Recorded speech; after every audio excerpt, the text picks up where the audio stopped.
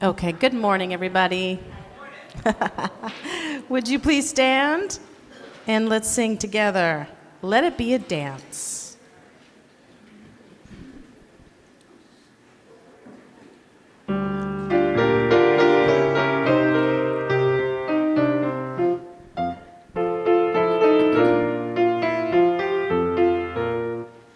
Let it be a dance we do. May I have this dance with you through the good times and the bad times too.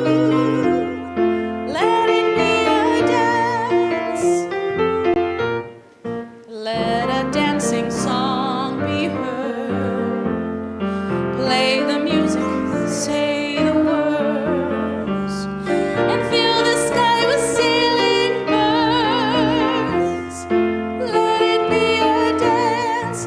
Let it be a dance. Let it be a dance. Learn to follow, learn to lead. Feel the rhythm, feel the need. To reap the harvest, plant the seed. And let it be a dance. Let it be a dance we do. May I have this dance with you through the good times and the bad times too. Let it be a dance. Everybody turn and spin, turn and spin. Let your body learn to bend. And like a willow with the wind, let it be a dance.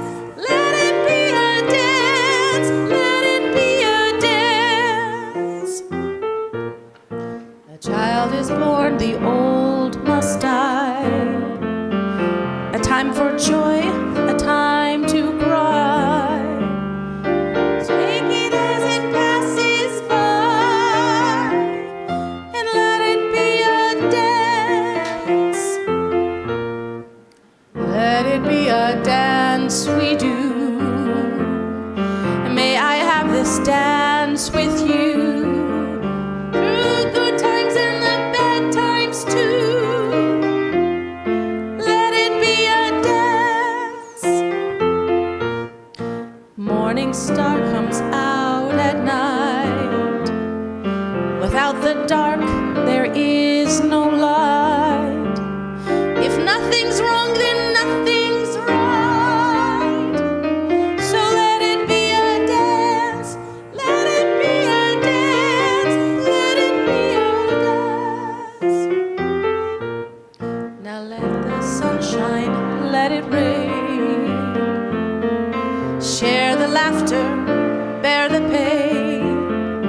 And round we go again. So let it be a dance.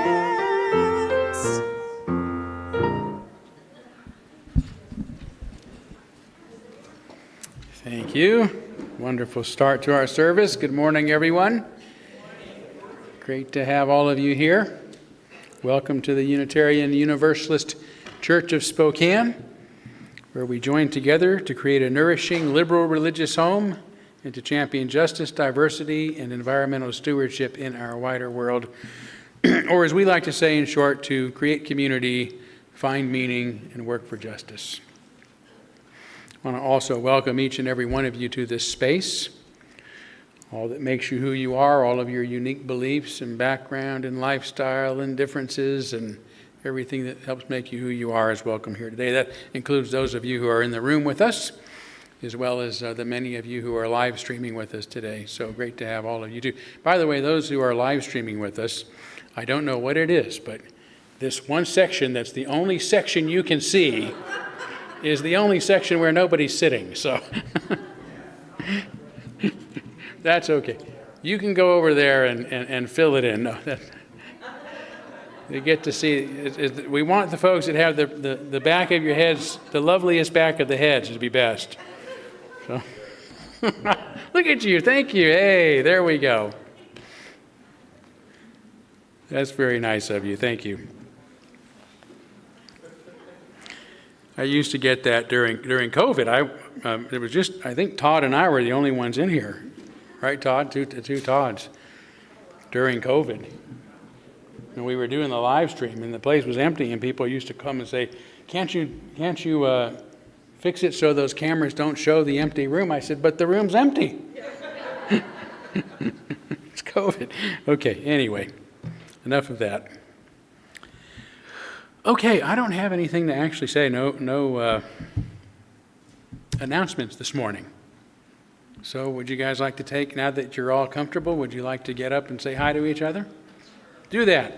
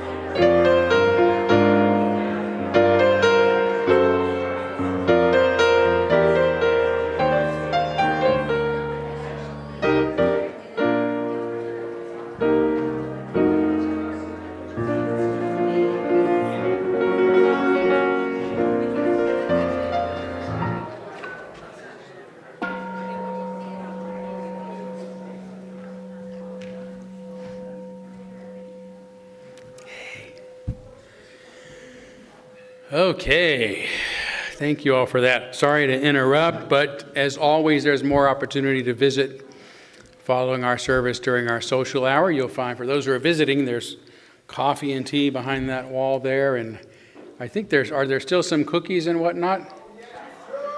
Plenty of cookies and brownies. Okay, so you got to help us eat those today, okay? So they won't last.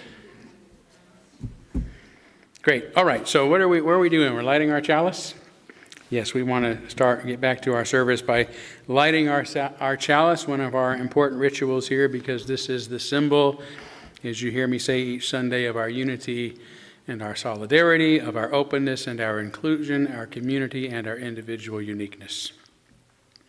May this small flame be our offering of warmth to those who are cold and alone, and a light to those in darkness. May it be a flame that ignites justice in our world and a beacon of hope to those in need. And may it reflect at least a spark of truth wherever truth has been lost, and cast a healthy shadow of doubt wherever it's been found.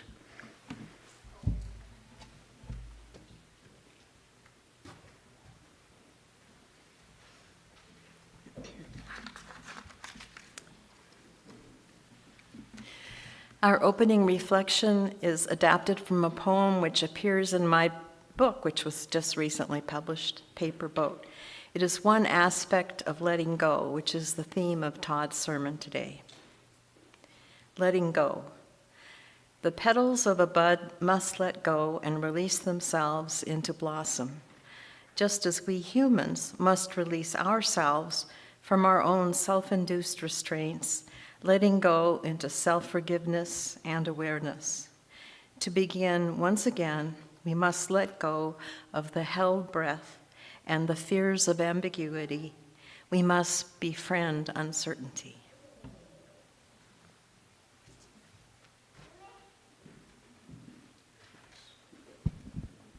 Okay, please stand. We're going to sing We Shall Overcome.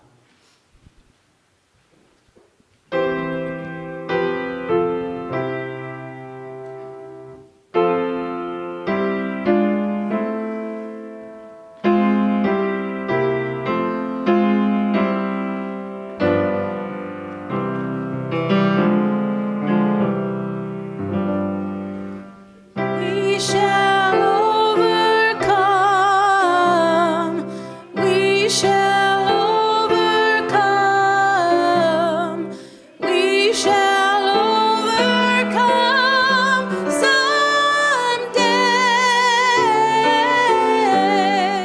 Oh, deep in my heart, I do believe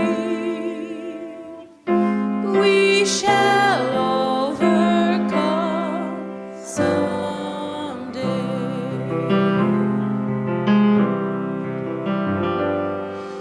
We'll walk hand in hand. We'll walk hand in hand. We'll walk hand in hand someday. Oh, deep in my heart, I do believe we'll walk hand in hand someday.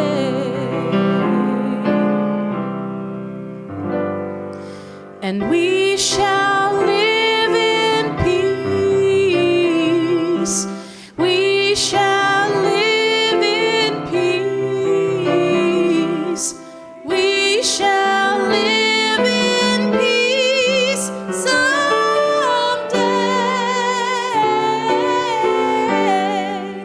Oh, deep in my heart, I do believe we shall live in peace someday.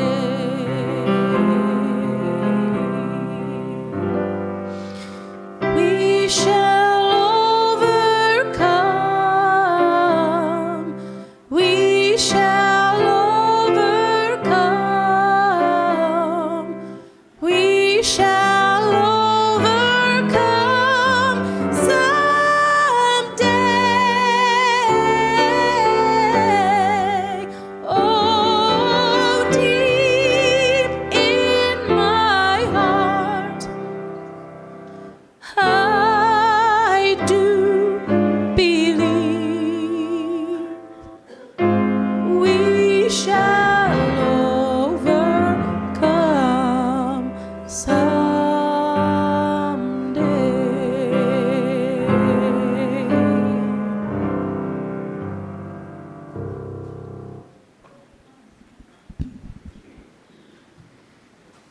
Thank you. That's a beautiful and appropriate song to sing on the eve of the Dr. King holiday, but I'm, as I said during the first service, it's somewhat troublesome that after more than half a century since Dr. King walked this earth, we're still having to sing that song. Still hoping someday that that's going to happen.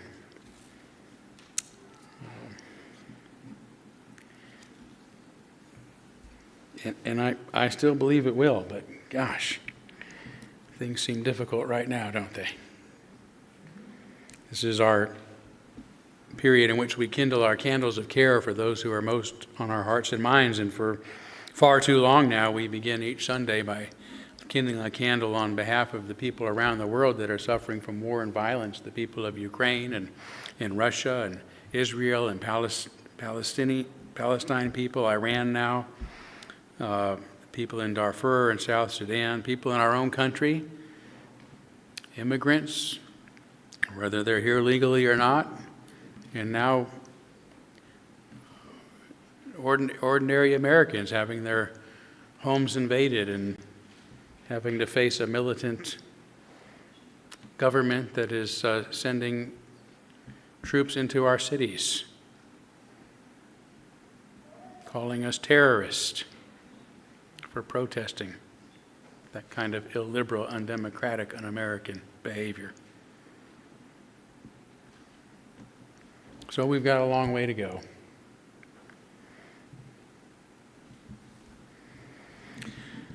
Let's take our usual moment of silence on behalf of those that you might be thinking of, and as always, you're welcome to name them aloud at this time if you'd like.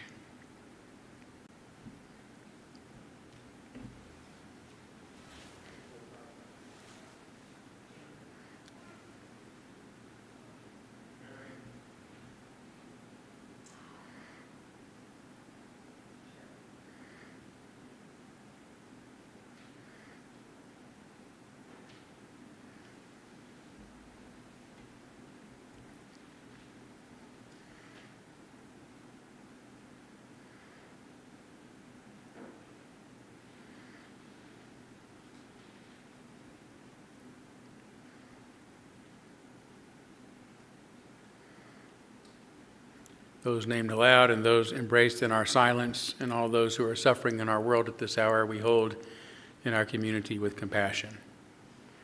This is our third Sunday in which we usually take up a special collection on behalf of an organization that we are in alignment with. And this Sunday's special collection is on behalf of NAMI of Spokane, National Association for Mental Illness. This is an organization we have contributed to a lot over the years, and they do an awful lot in our community to help people that are suffering from some sort of mental illness or other crisis. They have programs that support, that offer community resources, I should say. There's guidance, there's support, there's connections for individuals that might otherwise feel disconnected from the world. And of course, they have services around behavioral health treatment, housing, social services, legal services, substance abuse, advocacy. So this is an organization that really does a lot. And the majority of the people that work there and volunteer there are people that have gone through the mental illness themselves or are going through it and living with it. And so these are folks that really know exactly what they're doing and know what it's like to be there or have been there, and can most help folks from that perspective. So if you want to give, please use the special collection envelope that came in your order of service. You don't have to seal it. We'll recycle it if it's reusable, but no worries if it's not. So thank you so much for your generosity. And we now gratefully give and receive this morning's offering, which helps sustain this community and our mission to the larger world.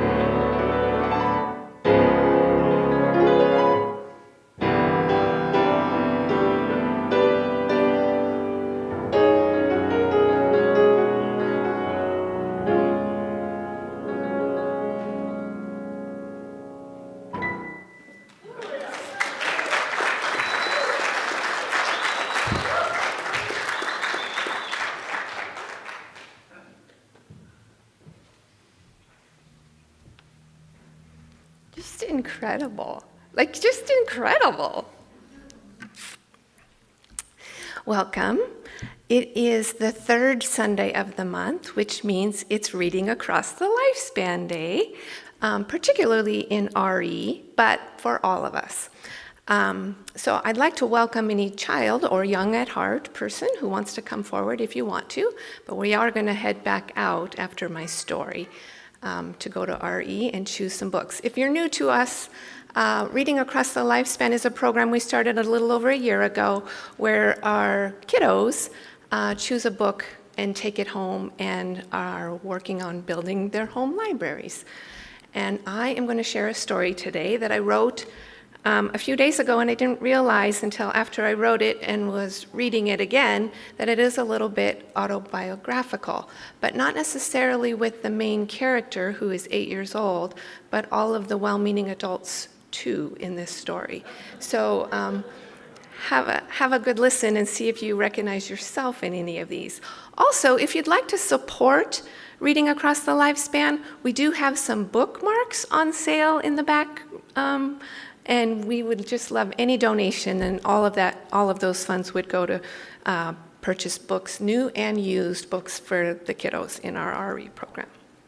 Okay, so here we go. There once was a girl named Clara who was 8 years old, almost 9, and she was very good at paying attention. She paid attention in school.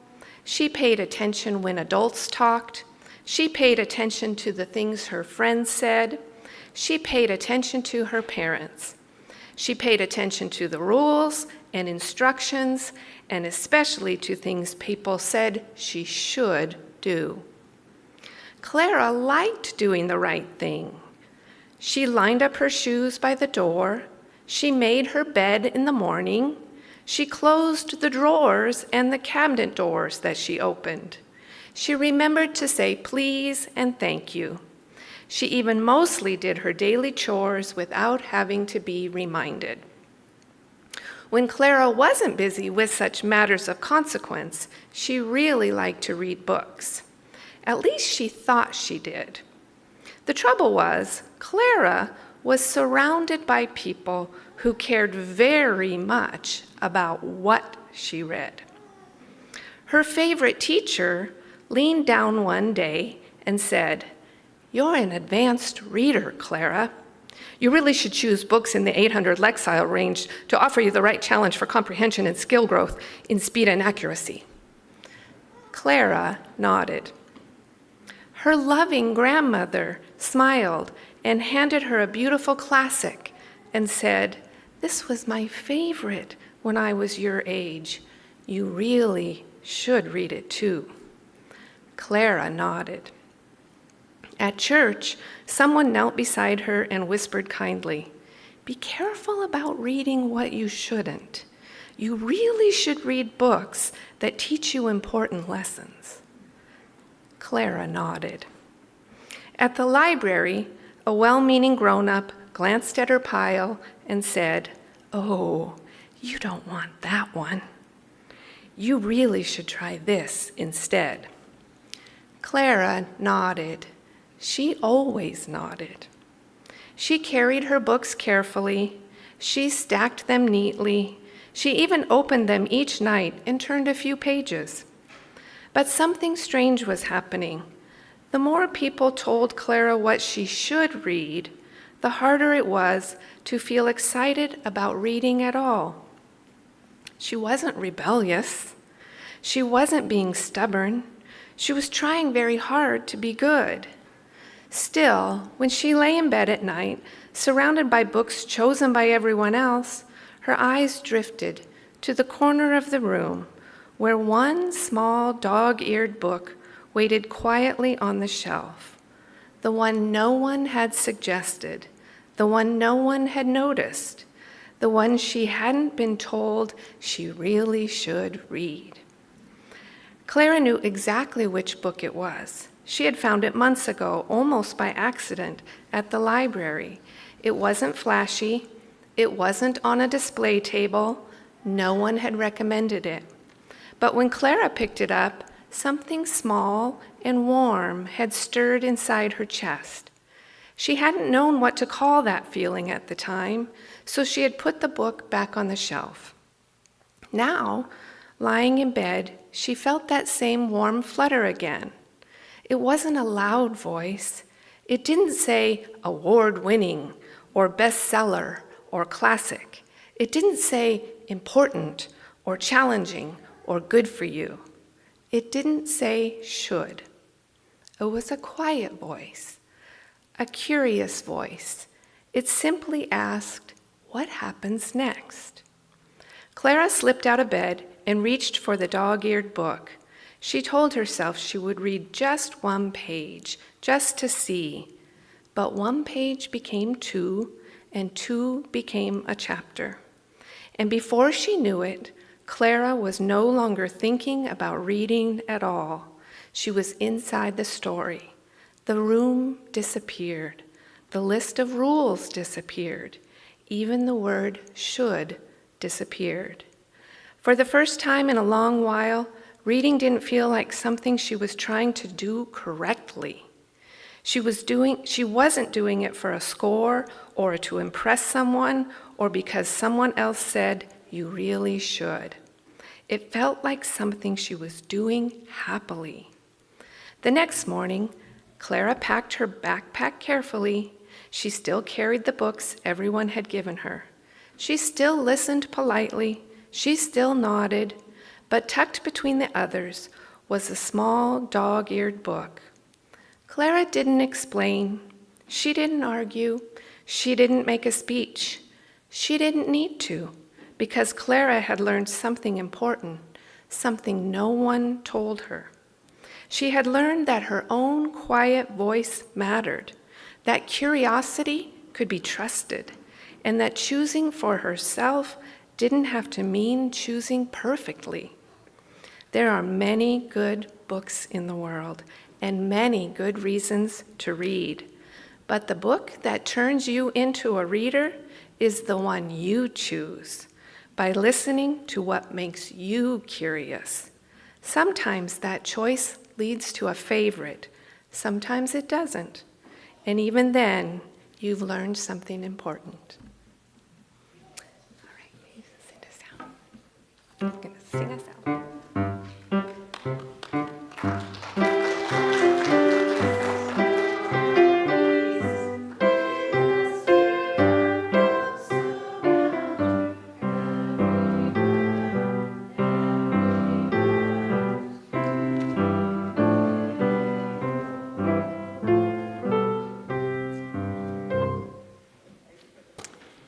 It is now time for meditation. I invite you to find a comfortable, relaxed posture. Take a few deep breaths. Close your eyes if you wish, and we'll enter the silence with these words from poet Linda Paston. Interlude.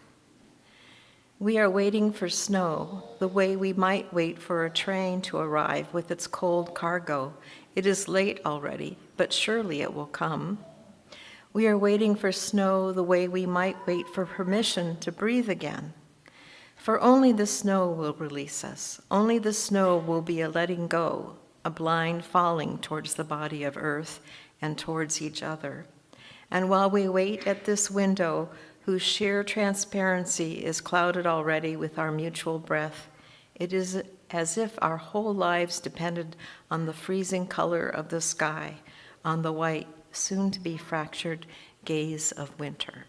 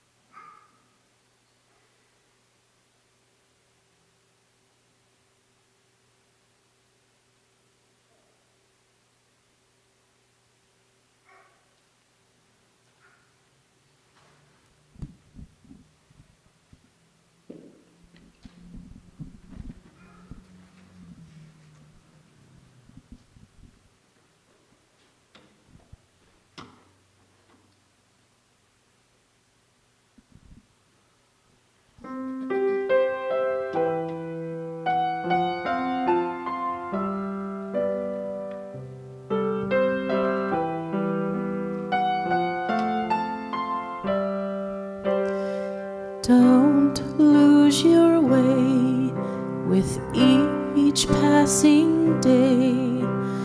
You've come so far, don't throw it away. Live believing, dreams are for weaving, wonders are waiting to start. Live your story, faith, hope, and glory. Hold to the truth in your heart. If we hold on together, I know our dreams will never die. Dreams see us through to forever, where clouds roll by. For you and I, souls in the wind must learn how to bend. Seek out a star, hold on in the end. Valley, mountain, there is a fountain. Wonders are washers away. Words are swaying, someone is praying. Please let us come home to stay. If we hold on together, well, I know our dreams will never die. Dreams see us through to forever, where clouds roll by. For you and I, when we are out there in the dark, we'll dream about the sun. In the dark, we'll feel the light warm our hearts, everyone. So if we hold on together, I know our dreams will never die. 'Cause dreams see us through to forever,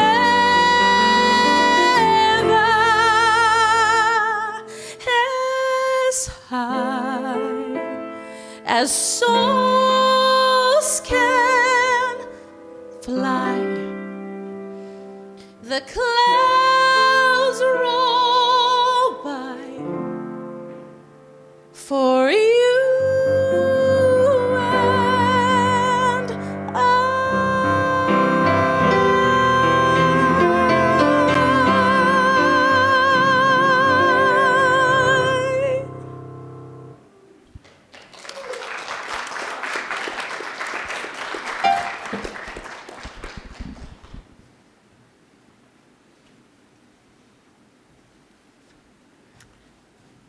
Oh, you are a tough act to follow. Thank you for that.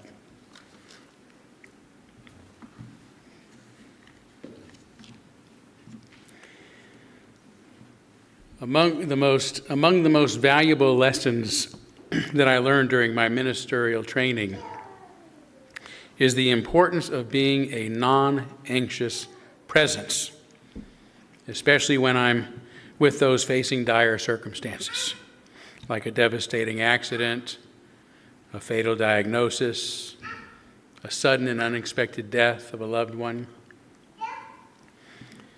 Our instinct is to try saying or doing something helpful.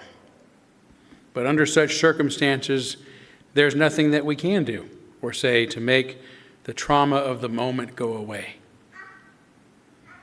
And attempts to do so only make matters worse. They're in a better place now. This too shall pass. The Lord works in mysterious ways. These can feel like daggers to those who are in the throes of loss and grief. Well-meaning as our intentions might be, what we're really telling them is that we don't want them to feel sad or angry or hurt or whatever difficult emotions they're having. Telling a person diagnosed with a terminal condition, for example, that they ought to remain positive and hopeful is not helpful. If we're not honest with them about what's really happening, about what they know is really happening, then it means they have to go through it alone, which makes the dying all the worse. It's better just to say, I'm sorry, and I can't imagine what you're going through. These statements are honest, and they express what we are feeling without judgment or denial about what the aggrieved are experiencing. It's about them after all, not me, not my discomfort, not my pointless wish to make their pain go away. Whatever else might be true, the pain is real and it's overwhelming, and they have to go through it for as long as it takes.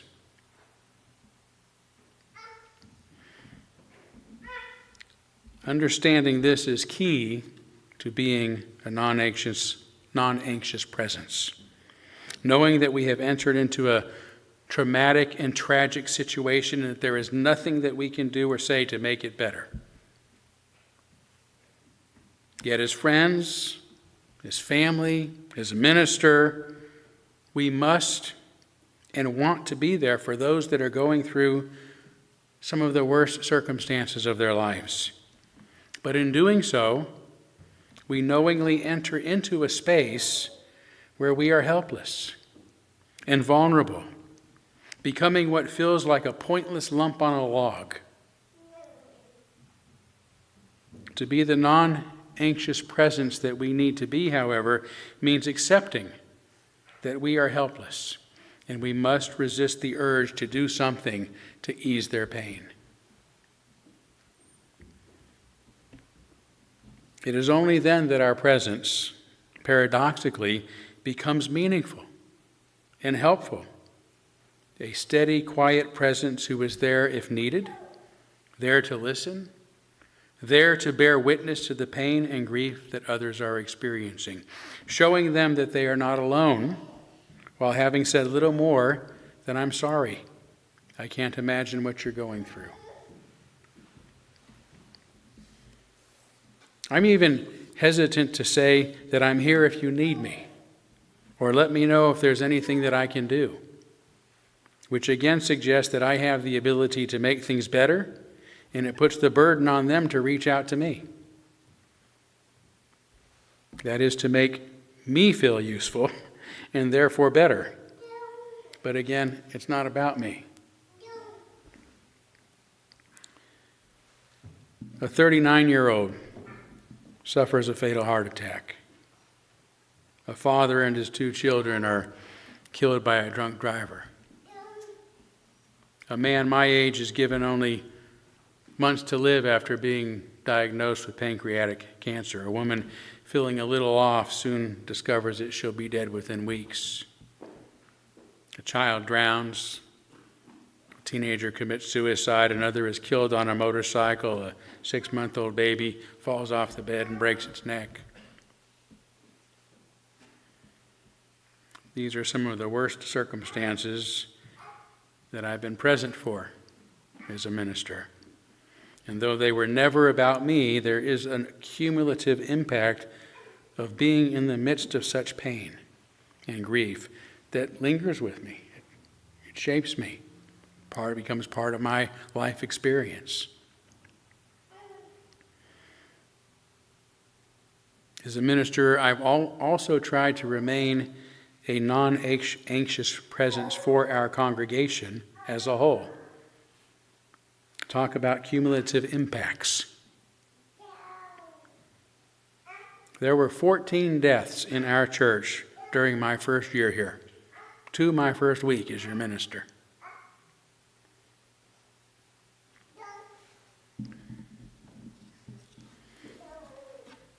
They were due to age, in some cases, illnesses, accidents.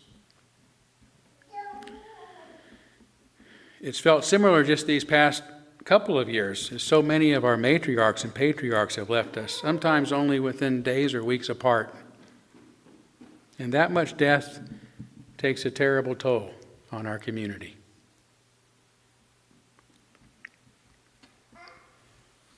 We faced other difficulties together: the election of Donald Trump in 2016, a major church conflict in 2019, and the return of Trump in 2024.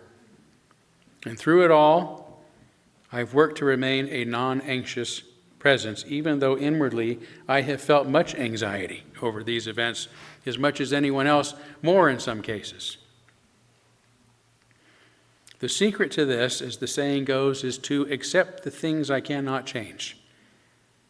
I cannot heal the sick, I cannot raise the dead, I cannot go back in time and prevent tragedies, nor can I fix the emotions of others, even though this isn't as obvious to us as our inability to perform miracles and go back in time.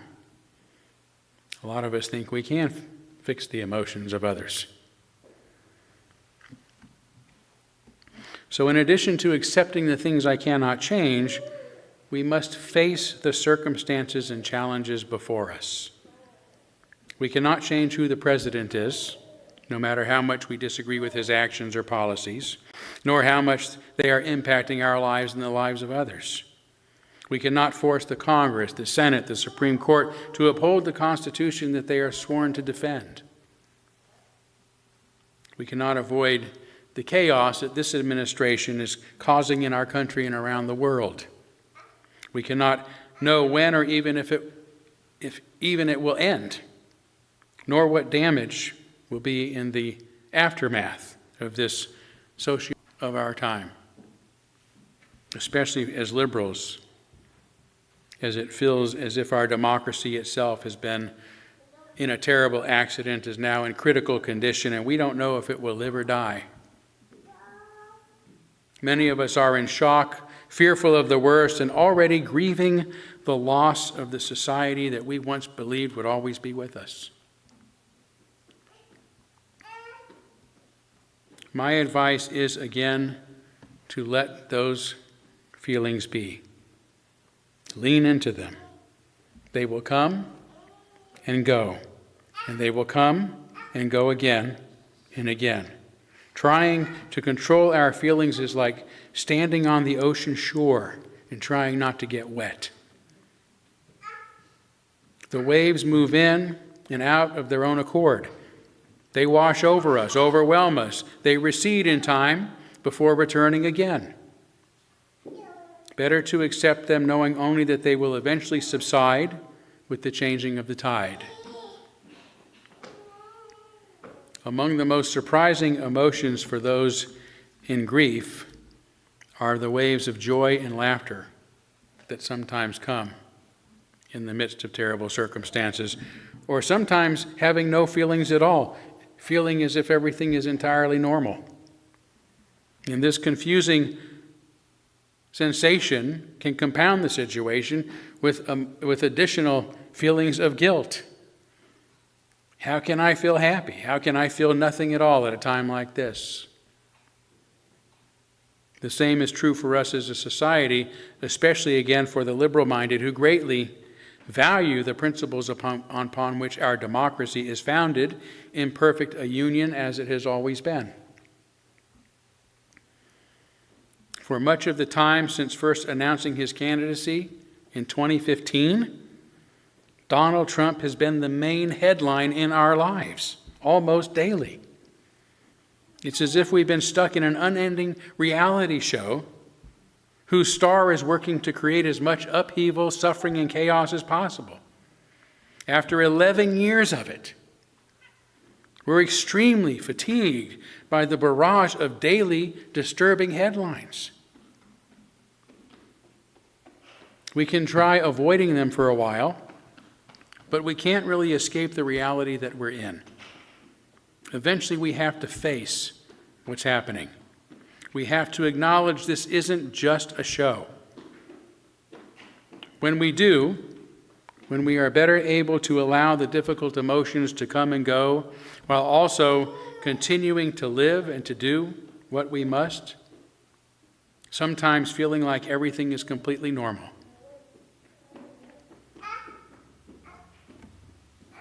Again, we can't control which emotions come over us, nor do much to change the reality that we're in.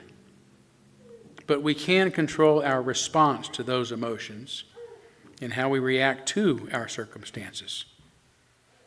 Anger doesn't mean that we have to lash out at others. Grief doesn't mean we have to disappear into depression.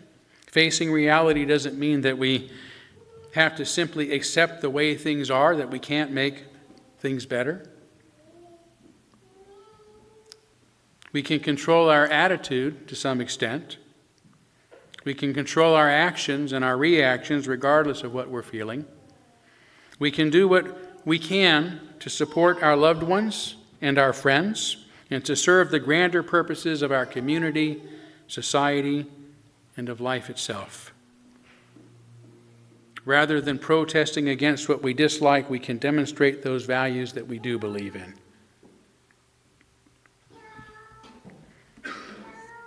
When someone loses control, we might want to tell them to get a grip. We sometimes do. What I'm saying here is that to get a grip, we need to let go. But letting go does not mean giving up. Quite the opposite. It means facing what is before us, going through it, standing strong, and moving forward as best we can. The American bison, often called buffalo, are a magnificent example. These powerful creatures with enormous heads and broad shoulders have bodies, if you've ever noticed, that almost taper off into nothing compared to all that size and all that force up front. It's as if they were built only to face life head on. In fact, it's well known that instead of turning away from storms, especially powerful blizzards, buffalo head directly into them, knowing that by doing so, they're going to get through them a lot faster than trying to avoid them. This, again, is what it means to be a non-anxious presence, accepting the things that we cannot change and facing the circumstances, the challenges, the realities that we're in. This practice of getting a grip by letting go, of moving into the storm instead of away from it, of facing reality and accepting what we cannot change, is also central to most of humanity's religions. Among Judaism's 10 Commandments, for example, is the command to remember the Sabbath day, to keep it holy. On it you shall not do any work, neither you, your son or your daughter, nor your male or female servant, nor your animals, nor the foreigner residing in your town. And the Hebrew word Sabbat simply means to rest. Everybody, everything, every creature needs to rest. This is holy. This is sacred. In February, I'll be taking a month-long sabbatical, which obviously comes from this very word, Sabbat. Some have asked me, what are you going to do? Where are you going to go? I'm not going anywhere, and I'm doing nothing.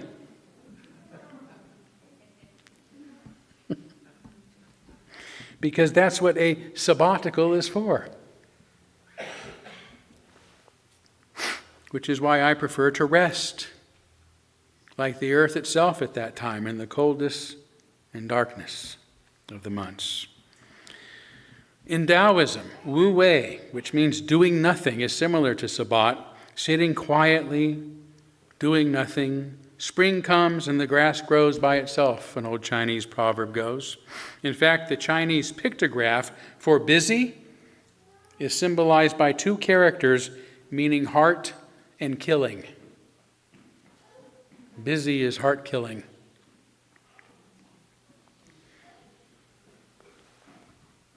But practice not doing, practice Wu Wei, and everything will fall into place, the Tao Te Ching tells us. Fill your bowl to the brim and it will spill. Keep sharpening your knife and it will blunt.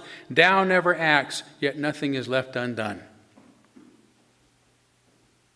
The Christian idea of grace is another example of this principle. The notion that there's nothing that we can do or need to do to be saved.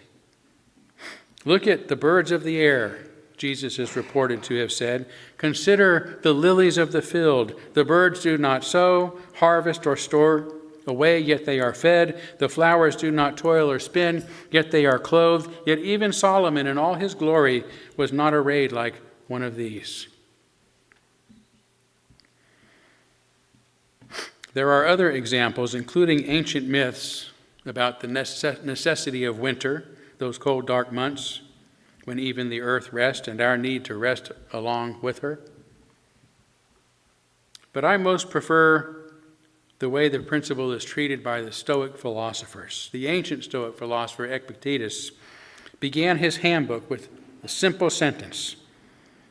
Of all existing things, some are in our power and others are not in our power.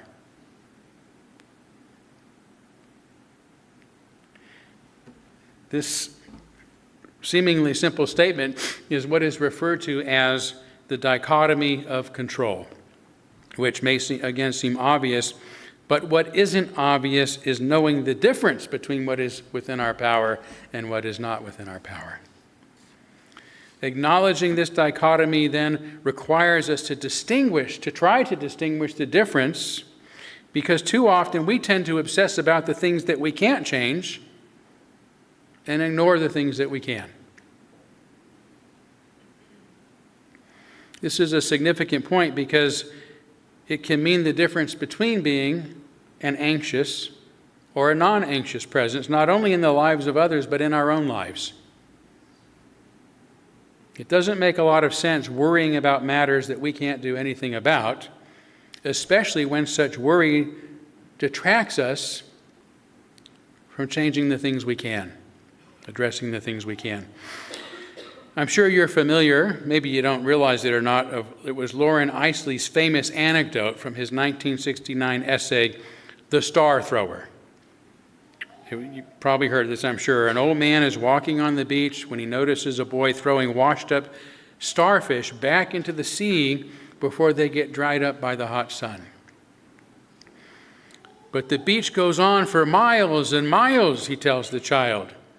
There are thousands of starfish here. You'll never be able to make a difference. I made a difference to that one, the child says. If we only notice all that overwhelms us and is out of our control, then we miss our opportunities to make a difference when we can and where we can. We all know, of course, the Serenity Prayer attributed to theologian Richard Niebuhr. God, grant me the serenity to accept the things I cannot change, the courage to change the things I can, and the wisdom to know the difference. This is a favorite saying in AA and among the Stoics because it addresses the dichotomy of control that all of us must face. But the real trick, again, is knowing the difference. The old man on the beach doesn't understand that not having the power to save all the starfish on the beach doesn't prevent him from saving some. The boy, on the other hand, only sees what he can do. The thought of saving all the starfish never crosses his mind because that's not in his power to begin with. It's not a factor. Contemporary Stoic philosopher William Irvine compounds the problem by reminding us that it's not really just a dichotomy of control, it's a trichotomy of control. For, as he says, there are things over which we have complete control, things over which we have no control at all, and things over which we have some but not complete control. We have no control over who wins an election. We have complete control over who we vote for.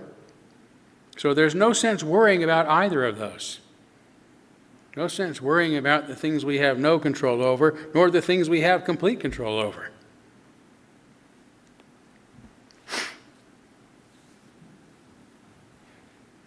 Let go of what we can't control and do what we are able. What we ought to most concentrate on, our energy on rather, are those matters that we have some but not complete control over. Again, we cannot control who gets elected, but we can volunteer for a particular candidate or participate in public awareness or get out the vote campaigns. The goal of the Stoics, Irvine says, was not to change the world, but to do their best to change the world.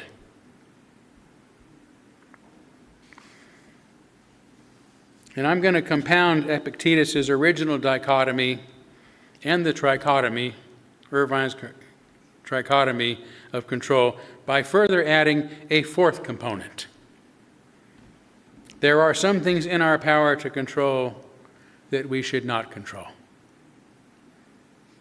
Namely, the emotions and the thoughts and the decisions of others. And this is to say that we should not force our wills upon other people. Why? Because from our humanistic position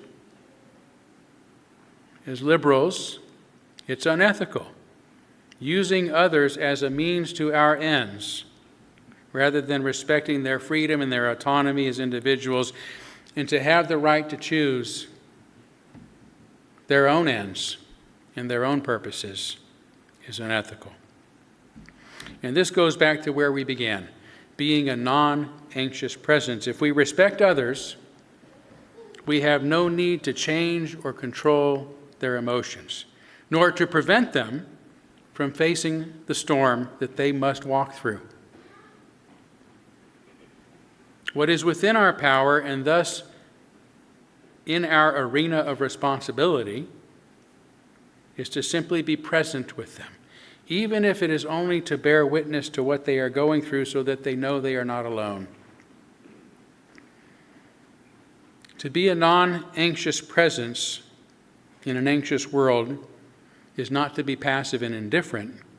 It is to stand steady in the storm, neither denying its power nor being overpowered by it. It is to face what is real, to do what we can, and to let the rest go. And I will now give Finley the floor.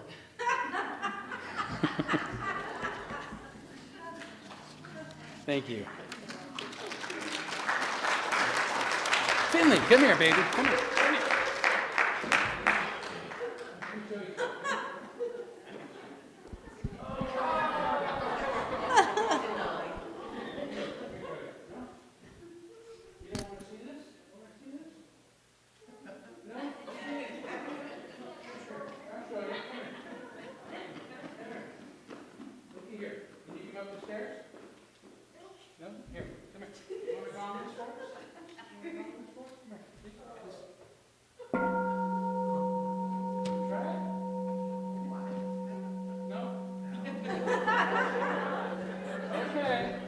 Finley, you can come sing. You want to come sing, Finley? Come sing. He'll want to in just a moment, huh? Okay, we are going to do our last hymnal. Let's go fly a kite in light of the sermon of letting go, right? So, here we go.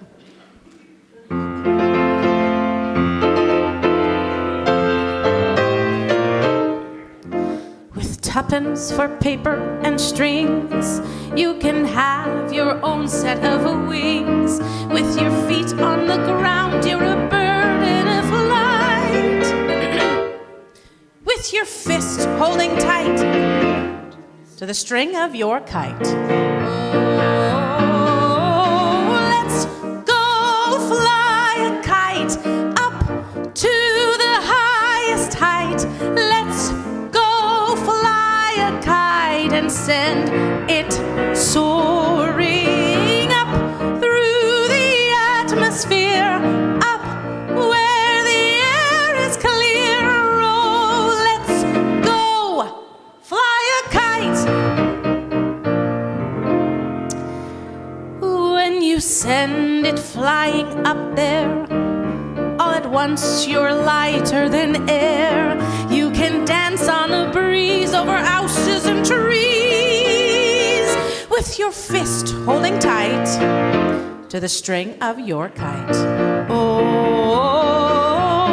let's go fly a kite up to the highest height. Let's go fly a kite and send it soaring up through the atmosphere, up where the air is clear. Oh, let's go fly a kite.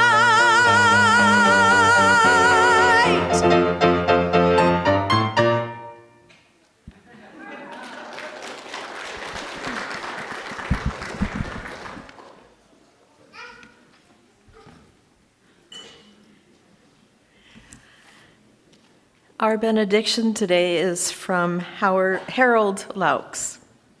An act of love that fails is just as much a part of the divine life as an act of love that succeeds. For love is measured by its own fullness, not by its reception. Amen, blessed be, salam aleikum, and shalom.